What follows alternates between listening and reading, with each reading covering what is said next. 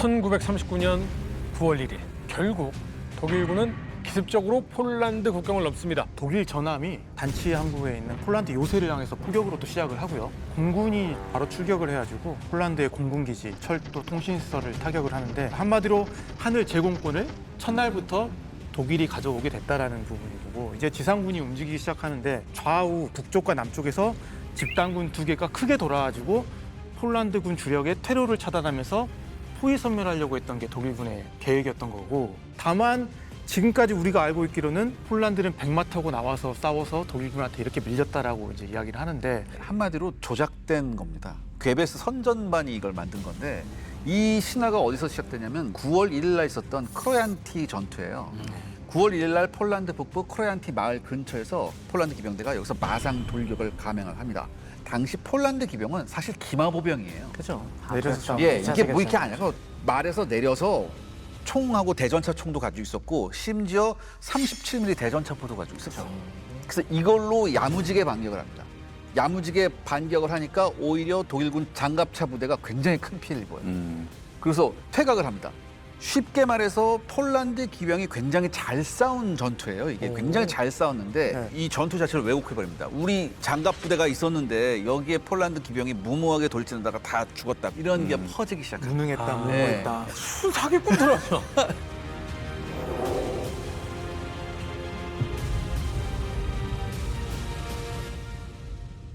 2차 세계대전 초반의 독일군, 저희가 알기로는 워낙 넘사벽이라서 폴란드 침공 그냥 뭐 후다닥 끝내고 이제 돌아서 이제 유럽 중앙으로 넘어가야지 이런 생각만 사실 해왔었거든요. 그런데 폴란드가 결코 호락호락하지 않았습니다. 개전 첫날에 빠르게 국경지대를 돌파하는 독일군 전차, 폴란드군이 의외로 야무지게 잡는다면서요. 네, 맞습니다. 그래서 개전 첫날이었습니다. 폴란드 서부 모크라 마을 일대에서 독일군과 폴란드군의 접전이 벌어지는데요. 독일군은요, 기갑 차량으로 강습을 하고 공군까지 동원해서 뭐 이제 쾌조에 출발을 했는데 폴란드 기병이 숲과 철도 둔덕 뒤에 매복하고 있었습니다. 그래서 독일군 기갑 부대가 오기를 기다렸고 타겟존 안에 들어오자 37mm? 또 나와 37mm. 이게 원래 이게 37mm가 원조가 이게 독일 애들 거야. 이게 근데 전 세계 라이센스로 터졌어요. 대놓고 기다리고 있다가 타겟존 안에 들어오자 집중 사격을 했어요. 여기서 독일군이 엄청난 손실을 입습니다. 무려 50대가 넘는 독일군 차량이 여기서 격파되고요. 수백 명이 거의 1000명 가까운 독일군이 여기서 사상자를 내요. 그러니까 여기서 또 나오잖아요. 분명히 폴란드 기병대가 지금 기갑부대를 잡은 거거든요. 네네. 절대 폴란드 기병대는 창칼 가지고 뒤어드는 기마 돌격하지 않았어. 그런 군대가 아니었습니다. 대부분의 돌격에서 희생된 전차들이 저 1호 전차와 2호 전차들이에요. 지금 뭐 보시면은 37mm한테도 충분히 당할 만한 체급이죠. 그러니까 이런 결과가 나왔다는 것이 뭐 결코 이상한 것이 아닙니다. 뭐 스티로폼에 비비탄 뚫리듯이. 근데 사실 37mm 대전차 포로 쏜다면 물론 당연히 뚫리겠지만 전차 대 전차전 하면은 폴란드 전차는 사실은 1, 2호 전차보다도 못하던 거였잖아. 제가 여기 보여드리겠습니다. 이건 1, 2호 전차 이제 들어가고요.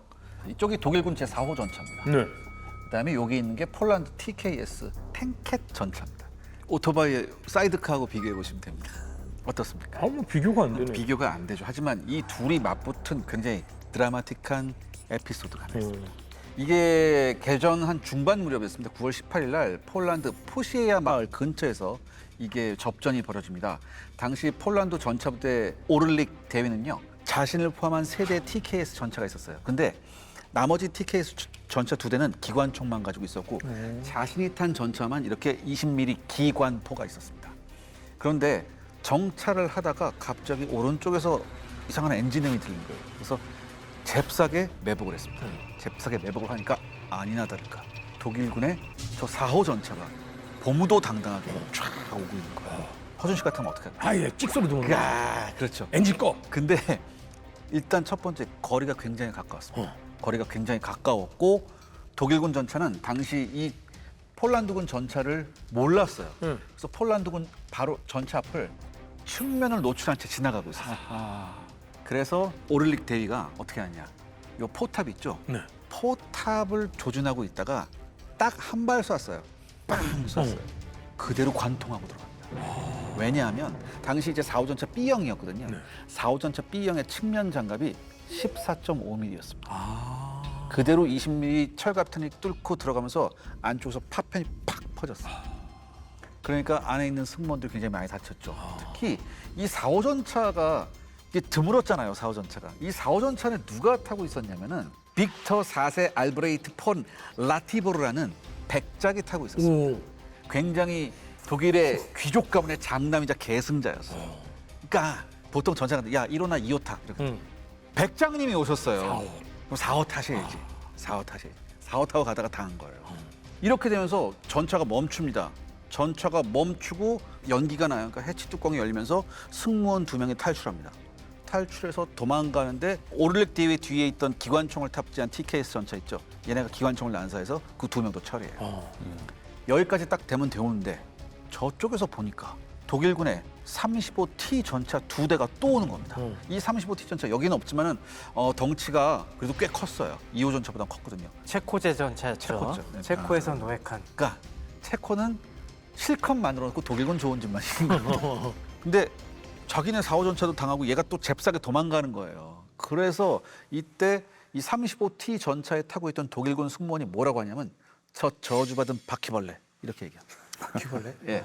조그만한 게 쏘고 도망가니까. 바퀴벌레 같으니까. 근데 얘가 잽싸게 도망갔어요. 숲속으로. 그러니까 이 35T 전차 2대가 사격을 했거든요. 빗나가는 거예요. 막 도망간 다음에 어디에 딱 정찰했어요. 근데 35T 전차가 쫓아갔거든요. 근데 이 올릭 대위가 다시 매복을 합니다. 다시 매복을 하고 기다리고 있었어요. 기다리고 있다가 자기 앞을 지나갈 때 사격을 가합니다. 파파빵 사격을 했는데 5발을 딱 사격을 했는데 이 5발이 전부 다 35T 전차 한 대의 측면을 관통합니다. 그러니까 나머지 한 대가 어떻게 됐어요? 나머지 한 대가 도망가기 시작합니다. 도망가기 시작하는데 이게 패착이었죠. 독일군도 아무리 훈련이 돼 있다고 하지만 패닉에 빠지니까 전차 포탑 안 돌리고 뒷공무니하고도 도망가는 거예요. 그러니까 바로 얘가 놀랍게도 쫓아갑니다. 그 뒤로. 쫓아가서 꽁무니 안에 대고 20mm 기관포를 갈기니까 얘도 정지했어요. 그리고 놀라운 게 뭐냐면 독일군 전차가 정지했잖아요. 해치 열고 여기서 또 2명의 승무원이 탈출해요. 근데 이번에는 어떻게 됐을까요? 기관총. 올릭 대위도 자기 전차를 정차한 다음에 해치 열고 뛰쳐나옵니다. 권총 딱 뽑아들고 막 달려가서 권총으로 정지! 그래서 2명이 손들어요. 포로로 잡아. 네, 포로를 잡아요. 근데 오다 보니까 아까 격파됐던 4호 전차 있죠? 거기에 계속 연기가 나는 거예요. 근데 그 안에서 신음소리가 들립니다. 그래서 이 올릭 대위가 그 독일군 포로 등한테 야 가서 안에 있는 사람 꺼내. 그래서 그 백작이 살아있어. 백장님을 꺼냈어요. 아직 숨이 붙어 있어요. 숨이 붙어 있는데 꺼낸 지 몇 분 안 돼서 사망합니다. 아무튼 이렇게 해서 이 오를릭 대위가 무려 3대의 독일군 전차를 잡습니다. 그래서 나중에는 이 사람이 바르샤바 공방전에도 투입이 돼서 여기서 또 7대의 독일군 전차를 잡아요. 그리고 그다음에 포로가 되는데 여기서 탈출합니다. 탈출해서 저항 조직에 가담해서 끝까지 싸우고 나중에 이분은 어떻게 될 것 같아요? 이분. 나중에 뭐 최고 명예 훈장 받는 거야. 다른 건 모르겠는데 영화 주인공은 될 법하겠네. 그것뿐만 아니라 천수를 다하고 돌아가십니다. 와. 폴란드에서. 네. 그러니까 전 여기서 최 박사한테 여쭤보고 싶은 게 막강한 독일군 아닙니까? 크기가 상대도 안 되잖아요. 근데 이런 결과가 나왔다는 건 아, 이게 편견을 깨야 되는데 폴란드 전역에서의 독일군은 네. 뭐 무적의 독일군과는 아주 거리가 멀었습니다. 거리가 멀군요. 네, 역시 이제 막 전쟁을 시작한 그리고 아직 세계대전에 대한 준비가 덜 된 군대에 불과했습니다. 그만큼 굉장히 약점이 많았고요. 그리고 독일군 장군들도 당연히 1호 전차와 2호 전차가 못 믿어서 어떻게든 최대한 빨리 3호 전차와 4호 전차로 교체하고 싶어 했지만 제대로 안 됐었고 그리고 그 당시에 기갑부대 조직을 너무 크게 만들어놨어요. 그러다 보니까 지휘관들이 아무리 무전기가 있어도 통제하기 어려울 정도였습니다. 그러다 보니까 손발이 안 맞고 이렇게 작은 전차나 탱키시나 대전차포에 당한 일도 비일비재했다는 거죠. 이 4호 전차는 포가 단포신이 하지만 75mm입니다. 네. 저거는 보병 지원을 갖다가 염두에 두고 있었기 때문에 독일의 그 당시 생각하기에는 이상적으로는 3호 전차와 4호 전차를 3대 1로 갖춰갖고 이 3호 전차는 주로 37mm 대전차포로 저게 전차를 상대하는 용도 그리고 4호 전차는 단포신 75mm로 주로 이런 토치카라든가 보병 진지를 상대하는 역할로 이렇게 쓰려고 했는데 아예 뭐 폴란드 전역에서는 그런 게 제대로 아직 먹히지가 않은 상황이었죠. 그리고 이게 4호 전차가 격파된 게 너무 워낙 거리가 가까운 면도 있었죠. 그 장갑이 워낙 약한 것도 사실이에요.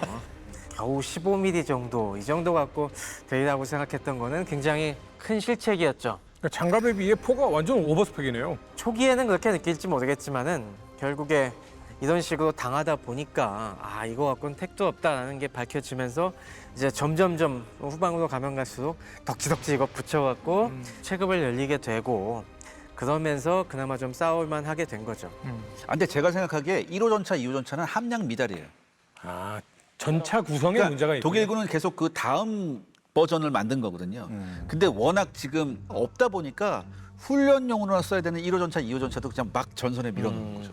지금 뭐 무기는 그렇다 치더라도 교리도 완전히 완성된 상태는 또 아니거든요. 기갑전 교리가 거의 네. 뭐. 예. 근데 이제 실전을 투입했는데 이제는 정말 뭐 소규모의 전투도 아니고 대규모의 지금 전투를 하는 거잖아요. 근데 그럴 경우에는 당연히 문제가 나타날 수밖에 없는 거고 특히 이런 식으로 전투가 모든 전투가 폴란드군이 승리했더라면 전쟁의 승패가 바뀌었겠죠. 그렇겠죠. 하지만 이제 이런 식의 전투는 사실 소수에 불과했다. 네. 그 말은 뭐냐면 독일군이 어찌됐든 간에 폴란드군에 비해서 우위를 가지고 독일군의 계획대로 시간 내에 바르샤바 앞까지 도달했다는 건 사실입니다. 맞습니다. 이게 여기서 폴란드군이 가장 놀랐던 게 독일군의 진격 속도였습니다.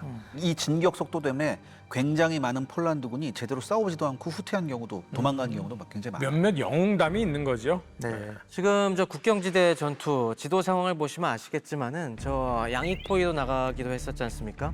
사실 독일군에게 가장 기대주로 꼽히던 강력한 기갑 부대는 저 서프로이센 저 북쪽에서 출발하는 저 4군 예하의 19군단이라는 강력한 기계화 군단이 있었습니다.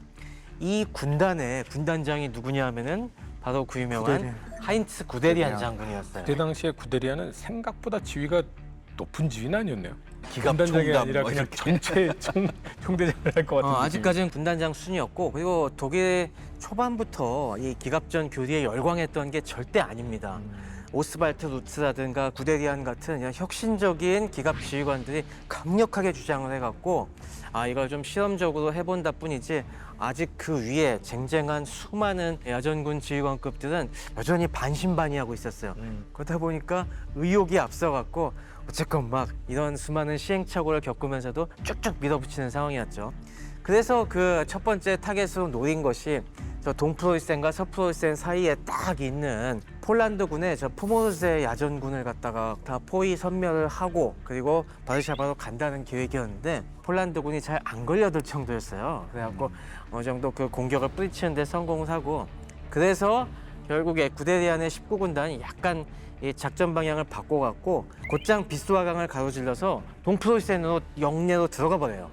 그래서 동프로이센 영내로 쭉 들어가갖고 폴란드 바르샤바의 동쪽으로 넘어가갖고 거기서부터 깊숙하게 아예 브레스트 리톱스크 쪽으로 해서 더 큰 포위망을 이제 짜서 공격하는 이런 방향으로 작전을 변경을 합니다. 반면에 이제 남쪽에서 출발한 남부 집단군의 기갑부대 같은 경우는 주력이 회프너 장군의 16군단이 있었거든요. 16군단의 1기갑사단과 4기갑사단, 아까 그 큰 피해를 입었던 그 4기갑사단이 거기 수속이 돼 있었는데 결국에 그 어려움에도 불구하고 나중에는 돌파하는 데 성공을 합니다. 워낙 1기갑사단이 강력한 전력을 갖고 있었기 때문에 그래서 이 16군단이 바르샤바 쪽을 향해서 그래도 쭉 깊숙하게 후방으로 전진하는 데 성공하면서 이제 폴란드군의 지연 작전을 방어하는데 큰 역할을 미치게 되죠.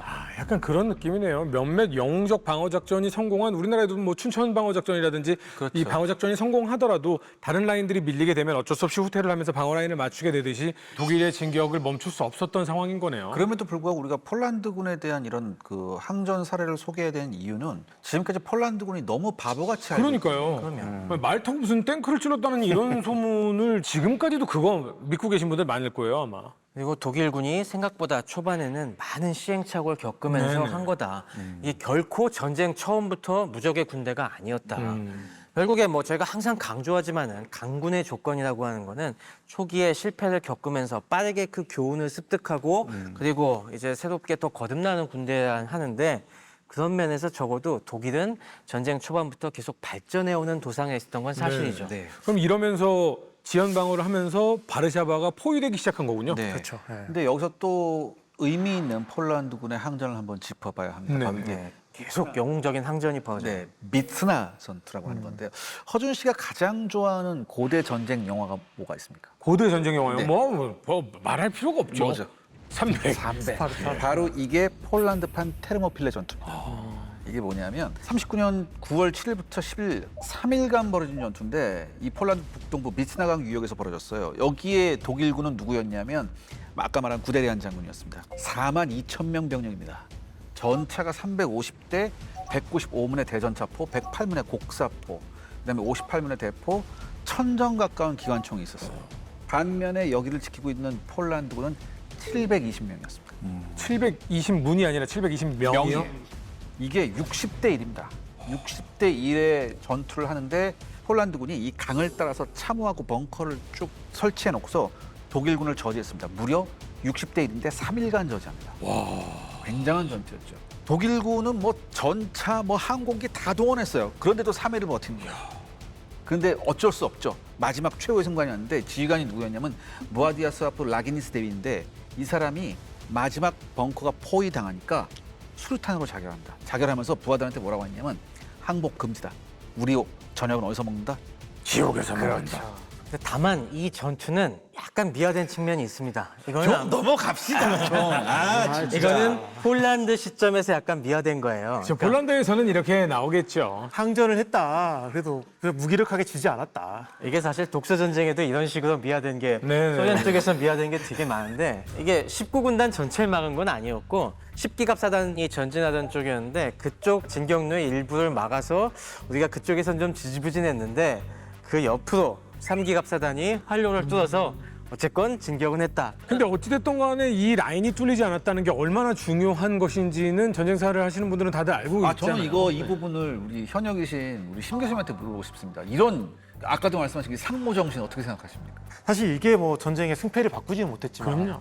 폴란드 입장에서는 당연히 그렇게 끝까지 항전했던 그 사례를 계속 역사적으로 가르치고 기념할 필요는 당연히 있겠죠. 그게 의미가 있는 거고. 네. 그리고 이어서 벌어진 전투가 또 있습니다. 무즈라 전투라고 해가지고 폴란드군의 최대 반격 작전입니다. 그러니까 이게 이제 할 수 있었던 이유가 아까 이제 바르샤바까지 진격을 했는데 처음에 의도했던 바르샤바 이제 서쪽에서의 주력 섬멸에 대해서 완벽하게 달성을 못했다라고 그렇죠. 평가를 했고 그렇기 때문에 이제 바르샤바 동쪽으로 한참 이제 160km 정도 더 간 그 일대에서 다시 이제 2차 포위를 한 번 더 하겠다라고 해서 아까 구데리안도 넘어갔고요. 그렇죠. 이렇게 이제 포위해서 가는 과정 중에 폴란드군이랑 맞받아치는데 폴란드군이 단순히 방어를 한 게 아니라 여기서 뭔가 반격 작전을 했다라는 데 의미가 있는 것 같습니다. 이때 폴란드군은 20만이었습니다. 그리고 독일군은 약 35만이었는데 이 정도면 방어하는 입장에서는 해볼 만하죠. 더군다나 이게 단순 방어가 아니라 말씀하셨듯이 기습적으로 역습을 가했었거든요. 그래서 일시적으로는 독일군 후방이 좀 교란되고 독일군 일부가 좀 포위되는 그런 일도 있었어요. 그런데 여기서 또 나오는 게 독일 공군입니다. 슈투카가 또 그냥 새카맣게 날라와요. 방공망이 없으니까 네. 그냥 마음껏 극강한 폭격을 하는 거죠. 새카맣게 날라와서 이거 폭탄을 떨어뜨리니까 야, 이 공군 앞에 장사가 없다는 게 여기서 그대로 드러나거든요. 아 근데 여기서 영국 프랑스가 사실 그러니까 얘기만 내 말이 그 해줬어도 말이에요. 도대체 스핏파이어하고 그건 다 어딨냐 이거지. 즉각 지원해주겠다며 지금 2주일이 지났는데도 안 도와주면 최 박사님, 어떡해. 프랑스군 어떻게 된 거냐면 이거 즉각적으로 오겠다고 하지 않습니까? 프랑스군은 이 당시 네. 서부전선에서 사드 지방에서 좀 깔짝깔짝대는 수준이었죠. 이거는 이게 참 너무 들어가도 조금 들어갔어요. 불과 10개 사단 정도가 그냥 그 사드 지방에 조금 숲 쪽으로 들어간 다음에 예. 독일도 그걸 대비해서 깔아놓은 방어선이 있었죠. 예, 예. 프랑스에게 마지노선이 있었다면 독일에게 지그프리트 지그프리트 선이 있었잖아요. 독일군이 지그프리트 선을 딱 앞에 놓고서 완강하게 받아치니까 저기 들어가도 될까? 고민하고 있던 상황이었어요. 고민만 했군요. 공격하고 싶지 않은 군대잖아요.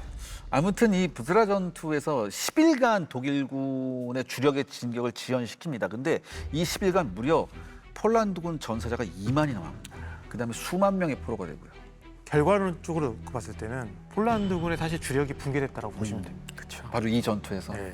폴란드군 입장에서는 사실상 이제 거의 마지막 전투라고 보시면 될 것 같아요. 최후의 반격 작전으로 주력 부대도 거의 잃어버리게 되고 그러면 폴란드는 방법이 없는데 그래도 숨을 구멍이 폴란드군이 있어요. 폴란드가 이 서쪽 독일과 가까운 쪽은 북독일 평원이 쫙 이어지는 그쪽에서 굉장히 평탄하고 방어하기가 쉽지가 않은데 동쪽으로 가면 갈수록 우리 왜 1차 세계대전 동부전선에도 늪지대도 많이 있고 네. 강들도 많이 있고 거기는 요새들도 제법 갖춰져 있고 그런 지역이 있거든요. 네. 폴란드군의 희망은 어떻게든 그쪽으로 주력을 최대한 보존해서 빠져나가서 그쪽에서 좀 버텨보자. 폴란드 동부에서. 그러면은 이제 형님들이 구원해 주실 수 있다.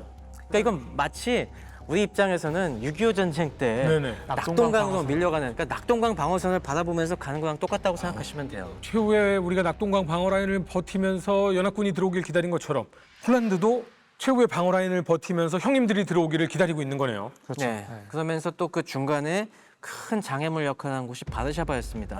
그러니까 바르샤바 방어전에서는 이제 민군이 합동을 했죠. 폴란드 민군이 합동을 해서 이게 9월 8일부터 28일까지 거의 한 20일간 했었습니다. 군경 합쳐서 약 12만 명 정도 됐었고 여기에 민병대 그다음에 시민 자원대도 수만 명이 들어왔어요. 여기다 이제 독일 공군이 또 새카맣게 몰려옵니다. 이제 말도 안 되게 몰려오는데 이 시민들이 패닉에 빠졌지만 그래도 시민들이 많이 참가를 해서 참호를 파고 방공호 파고 그다음에 교량 같은 것도 미리 다 폭발시켜요. 그다음에 혹시 독일군이 들어올 걸 대비해서 몰로토프 칵테일, 화염병을 수천 개를 만듭니다. 그래서 이걸 도시 방어전을 네, 각오를 맞았죠. 했네. 처절한 방어를 네, 그렇게 하고 더군다나 이때 폴란드군이 독일 공군이 계속 우리가 무서워만 하면 안 된다. 그래서 적극적으로 독일 공군을 공격하자고 해서 있는 기관총 없는 기관총 다 끌어와요. 그래서 총으로 쏴. 예, 개조를 해서 하늘을 쏠 수 있게 이렇게 해서 쏴요. 근데 여기서 이게 상당한 효과를 또 발휘해요. 효과를 봤다고? 예, 효과를 또 발휘해요. 아무튼 이렇게 필사적인 항전을 해서 3주 이상 독일군이 이 도시를 함락을 못합니다. 그런데 문제는 뭐냐? 식량이 떨어지다. 아, 그렇지. 포이전은 그게 문제죠.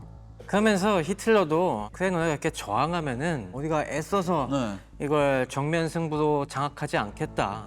그러면서 고사 작전을 쓰기 시작합니다.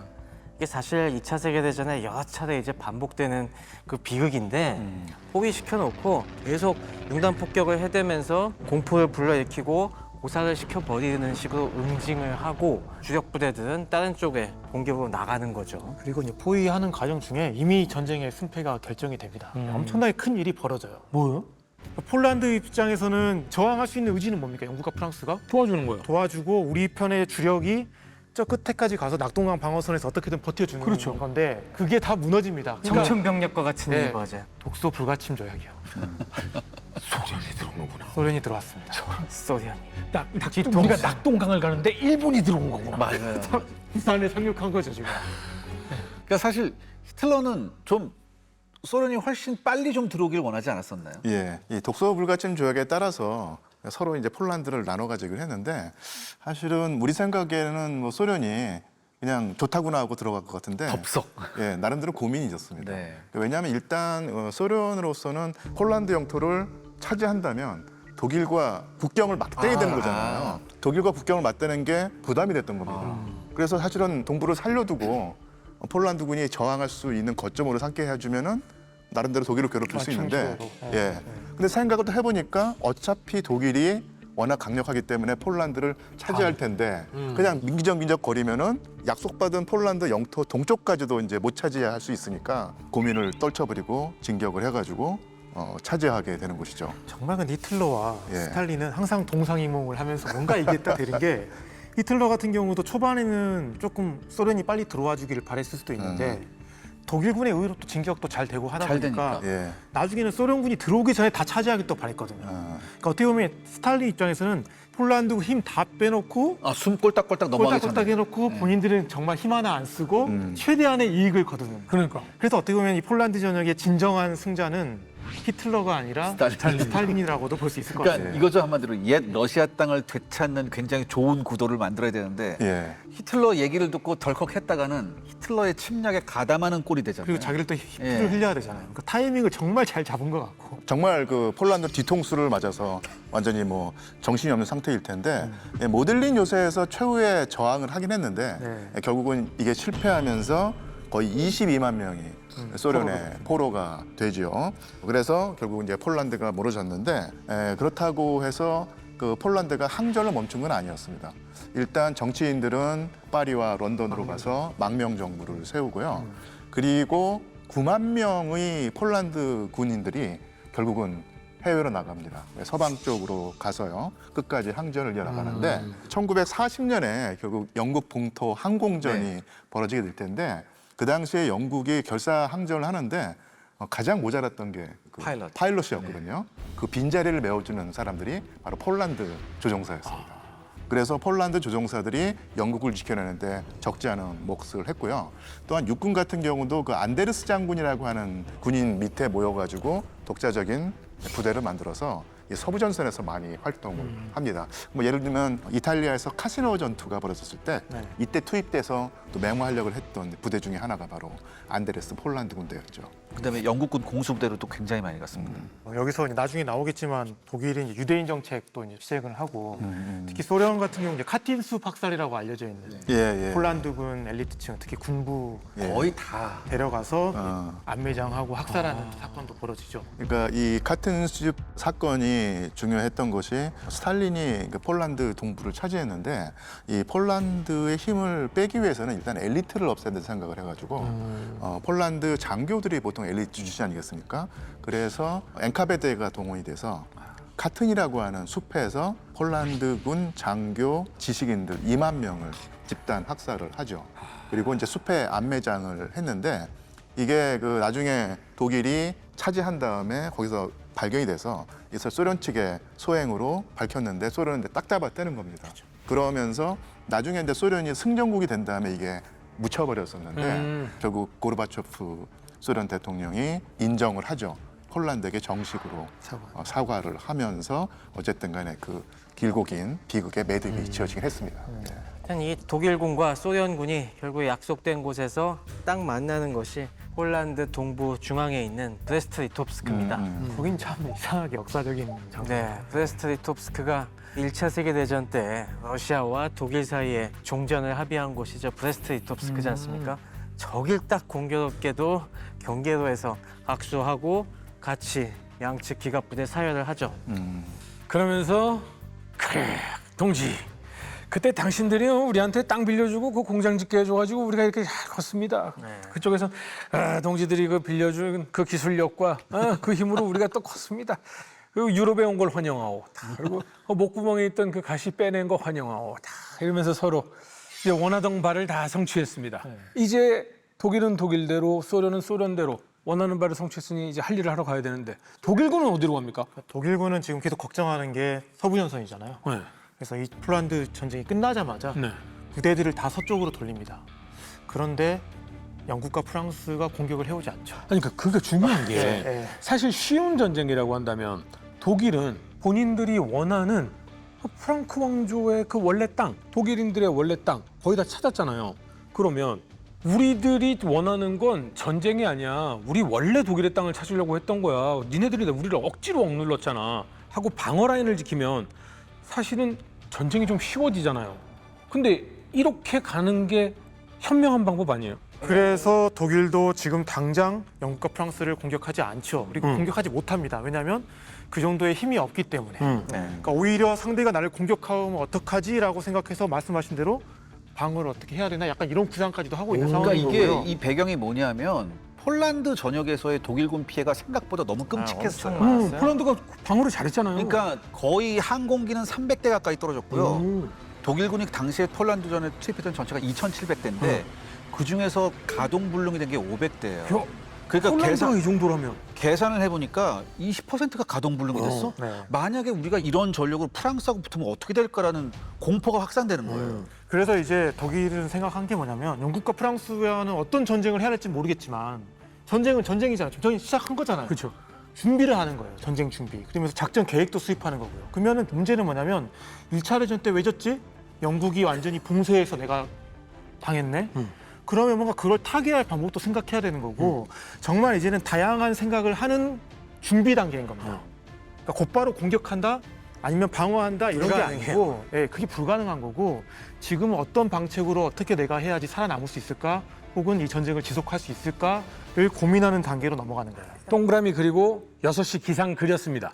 이제 계획표 짜러 가야 되니까 잠시 독일은 놔두고 자 소련부터 한번 살펴보도록 하겠습니다. 소련은 과연 어떤 행보를 보일까요? 교수님, 스탈린은 독소 불가침 조약의 이득을 피 한 방울 안 흘리고 너무 쉽게 가져갔거든요. 예. 자, 그 다음은 뭐 어디로 갑니까? 일단 발트해 3국으로 가죠. 발트해 3국이 원래는 러시아 제국의 영토였었는데 1917년 러시아 혁명 이후에 내전을 거치면서 여기가 독립을 하죠. 그래서 라트비아, 에스토니아, 리투아니아 있었는데 이쪽을 접수해서 거기로 이제 소비에트화 합니다. 상당히 포괄적인 방법으로 소련의 영토로 만들고요. 포괄적이었지만 굉장히 손쉬운 방법이에요. 예, 그렇죠. 그래서 완충지대를 확보하는 거네요. 예, 예. 사이에서. 그 다음에 이제 핀란드와 한판 그렇게 되죠. 우리가 그 이 겨울 전쟁을 자세히 살펴보겠지만 결국은 엄청나게 고전을 하지 않습니까? 그 이유가 여기서 또 한 번 엄청났던 주제가 나오죠. 이게 바로 이제 1938년 소련군 군부 숙청에 관한 얘기입니다. 그러면 38년의 대수청이 일단 우리가 그걸 알아놔야 39년에 겨울 전쟁을 알 수 있는 거군요. 겨울 전쟁뿐만 아니라 그 이후에 바르바로사 작전까지도 독소전쟁까지. 연관돼서 이제 설명이 될 텐데 일단 숙청은 1936년이나 38년에 벌어진 것이 아니라 주기적으로 벌어지는 현상이었습니다. 연례 행사예요. 예. 계속 이루어요? 예, 그러니까 우리가 이제 보통 숙청이라고 하면 딱 드는 느낌이 아무 근거도 없이 무고한 사람을 잡아다가 총살하거나 처형하거나 뭐 이런 식의 생각을 하는데 원래 그 숙청이라고 하는 것은요 원래 처음 명칭은요 재등록입니다. 재등록. 재등록. 예, 재등록. 그러니까 공산당이 집권을 했는데 이 집권당이 되는 순간 온갖 그 불순분자가 들어온다는 거예요. 어떤 이념을 가지고 새로운 세상을 건설하려고 하는 그런 사람이 아니라 아 내가 당원이 되면은 출세할 수 있겠네. 기회주의자. 예, 기회주의자들이 들어온다는 얘기죠. 그래서 이 기회주의자들을 제대로 걸러내지 않으면 당이 타락한다고 해서 주기적으로 당원들을 심사해 가지고 그 요건에 맞지 않는 사람들을 잘라내는 과정이었거든요. 당적 재등록? 예, 그렇죠. 당적 재등록이었죠. 네네. 나름 혁명의 순수성을 예, 예. 근데 그러다가 이제 1930년대에 와서 이제는 어떤 용어를 쓰냐면 이제 숙청이라는 표현을 씁니다. 그래서 숙자가 엄숙하다 대 숙자고 청자가 청결하다 대 청자거든요. 달리 말하면 이제 몸에 낀 노폐물들을 정화죠. 앞으로 빼낸다는 얘기죠. 그래서 영어로는 퍼지라고 하고요. 러시아로는 이게 치스트카라고 하는데 순수해진다는 예. 얘기잖아요. 그래서 기본 취지는 사실은 재등록과 마찬가지인데 여기에 1930년대 상황 그리고 스탈린의 품성이 작용을 해서 이게 말 그대로의 숙청이 아니라 러시아 사람들은 레프레시아라고 부르는데요. 이게 리프레션, 그러니까 탄압, 억압 이게 돼버린다는 얘기죠. 주로 누가 이제 숙청 피해자가 되느냐? 대부분 다 고위 공직자, 고위 당원. 쉽게 말하면 권력을 가진 사람들이에요. 그러니까 일반 사람들도 피해를 입긴 하지만 가장 집중적으로 이제 숙청 피해자가 되는 사람이 쉽게 말하면 잘 나가는 사람들입니다. 그러니까 한마디로 스탈린의 권한을 위협할 수 있는. 예, 또 그거 하나만으로는 또 설명하기가 쉽지 않은 게 이게 너무 대규모였고 어떤 순간에는 스탈린이 숙청의 어떤 기세라든지 이것을 통제를 못할 정도로까지 이게 번져나가는 거예요. 그래서 한번 역사학자들이 엄청나게 고민을 하고 그 연구를 하는데 최근 냉전 이후에 30년 동안에 그 이루어진 연구를 좀 정리를 하자면요. 이게 많은 경우에 냉전 시대에는 스탈린의 권력이 너무 세서 무소불위의 권력을 가졌기 때문에 그것을 무자백에 휘둘러서 숙청했다고 생각을 하는데 잘 살펴보니까 그게 아니라 역설적으로 스탈린의 권력이 사실은 생각 밖으로 약해서 취약했다. 예. 그러니까 왜 그러냐면요. 혁명을 거쳐서 새로운 시스템을 만들어냈는데 워낙 큰 나라가 되니까 지방에 있던 실권자들이 하나의 토호 내지는 군벌을 하는 거예요. 그러니까 예를 들어서 서부 군관구와 우크라이나 군관구의 그 사령관이 예로님 우보레비치 그리고 요나 야키르 같은 사람들이 있는데 이 사람들이 쉽게 말하면 거기서 완전히 그 제왕처럼 군림을 했고요. 그래서 어느 순간에 이 사람들을 저기 다른 곳으로 가라 정금 명령을 내렸는데 안 가는 겁니다. 내가 여기서 이렇게 그렇지. 하고 있는데 내가 왜 가 하면서 이제 항명 비슷하게 하는 것이죠. 근데 이게 만약에 스탈린의 권력이 정말로 셌다고 하면은 폭력을 통하지 않고 시스템을 통해서 제어하고 이제 걸러냈을 텐데 지방을 통제할 수 없는 그런 미약한 취약한 권력이었기 때문에 그것을 어떤 바로잡는 과정이 바로 이 숙청이었다는 얘기죠. 그래서 아주 폭력적으로 고위공직자를 재판도 없이 붙잡아들여서 처형하고 시베리아 유형을 보내고 하는 것이 바로 1936년대 대숙청이었고요. 그래서 한번 그 사회의 기강을 뭐 잡았다고 할까? 뭐 스탈린 입장에서는 그런 상황이었는데 문제는 이제 군부였습니다. 소련군의 현대화를 이끌었던 투아첵스키가 숙청의 그물에 걸려들어서 처단되는 것이었죠. 그리고 1938년부터 본격적으로 군부 숙청에 들어가게 됩니다. 그런데 여기서 또 한 번 왜 그러면 스탈린이 붉은 군대 상층부를 날리게 됐었는가 그 이제 결정 요인을 또 살펴봐야 될 텐데 이 투아첵스키에 관한 오해가 뭐냐면요. 이런 식으로 그림을 그리죠. 이 투아첵스키가 중심 전투 이론을 제시하고 그에 맞춰서 소련군을 완벽하게 기계화하려고 하는데 우리 스탈린 동지께서 자기에게 도전한다고 생각을 해가지고 날렸다고 하는데 그렇게 간단하지가 않습니다. 왜 그러면 스탈린이 투아첵스키를 날릴 수밖에 없었냐고 하면요.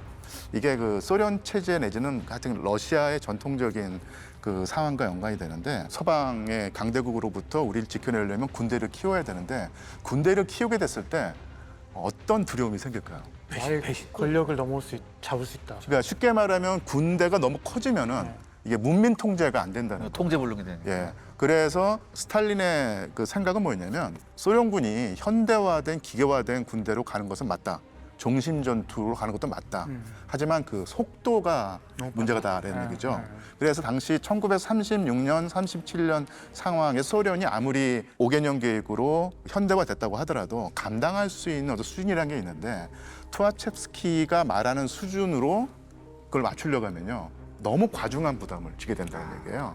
그래서 소련이 가지고 있는 국가 재정의 수준을 훨씬 넘어서 많은 부분을 군대에 투입돼야 되는데 이런 순간 어느 순간에 군이 너무 비대해져 가지고 문민 또 당이 군대를 통제할 수 없는 수준이 되고 그러면 결국은 소련 자체가 군국주의화돼서 이제는 당이 군을 통제하는 사회가 아니라 군이 당을 먹어버리는 사회가 되기 때문에 이게 사실은 엄청나게 겁이 났던 것입니다. 그래서 투아첵스키에게 속도 조절을 하자. 적절한 속도로 군을 현대화하자고 하는데 계속 투아첵스키가 받아들이지 않고 우리 빨리 현대화를 해야 된다, 기계화를 해야 한다고 하니까 이게 어느 순간에 이게 정치 싸움이 돼버린 겁니다. 그런 의심이 있는 상태에서 독일이 역정보를 흘리거든요. 사실은 투아첵스키가 우리의 스파이 내지는 통하는 사이다라는 어떤 역정보를 흘려서 가뜩이나 스탈린과 그 소련 지도부가 이 사람을 가만 내버려뒀다고 하는 이 문민 통제가 깨진다라고 하는 의심을 가진 상태에서 그 역정보가 들어오니까 대번에 이제 날리게 되고요. 그래서 자기의 운명을 직감한 투아첵스키가 2달 동안 고민하다가요. 2달 사이에 머리가 하얗게 백발이 떴다고 하더라고요. 그래서 투아첵스키가 날아가고 그 다음에 이제 블리허 같은 경우는 고문을 당하다가 결국 목숨을 잃어버리고요. 그 다음에 예고로프 같은 경우도 마찬가지로 고문당해서 목숨을 잃게 되고 로코소프스키 같은 경우는 끌려나가서 수용소에 갇혀도 고문을 받죠. 그래서 엄지발가락이 다 짓이겨서 이제 거의 불구가 되고 이도 다 빠지고. 이가 다 빠질 정도로 고문을 받게 됩니다. 그래서 그 수만 명의 군인들이 숙청 피해가 됐는데 일단 원수급이라고 할까요? 별 5개, 4개 급은 상당히 많이 날아가고요. 장성도 큰 피해를 입었었는데 문제는 이제 군대에서 가장 중요한 허리라고 할까요? 이게 영관급 장교겠죠. 영관급 장교들도 상당 부분 거의 절반 이상이 감옥에 갇히는데 이들은 한 1년, 2년 뒤에 거의 대부분 다 복직이 됩니다.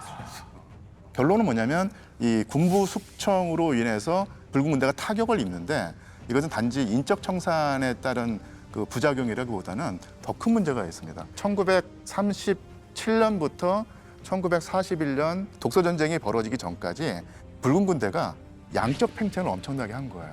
거의 2배, 3배로 불어나거든요. 근데 아시겠지만 무기를 늘리고 병사를 늘리는 것은 쉬운 일입니다. 그냥 징병해가지고 훈련시키면 되는 것이고 공장에서 탱크라든지 비행기 많이 뽑아내면 되겠는데 문제는 가장 어려운 게 뭐겠습니까? 경험 있는 지휘관이 네, 장교가 문제입니다. 근데 장교는 그냥 그 훈련한다고 해서 나오는 것이 아니라 최소한 뭐 3년, 4년, 5년 동안에 아주 집중적인 훈련을 체계적으로 받아야지 팽창한 군대를 제대로 이용할 수 있는데 어느 순간부터 군대의 규모는 엄청나게 늘어났는데 그에 합당한 자질 있는 청년 장교가 제때 배출이 안 됐기 때문에 이런 식으로 허약한 군대가 됐다. 근데 스탈린이 군부 숙청을 하려면 군부 내에도 스탈린의 말을 듣는 유력한 사람이 있어야 될 거예요. 예, 숙청 대상자 명단을 따고 실행할 때 이것도 주도했던 사람이 보로실로프. 보루실로프는 나중에 어떻게 되나요? 보로실로프는 끝까지 천수를 네. 누리고 되게 됩니다. 보로실로프는 짜릿진 전투에서부터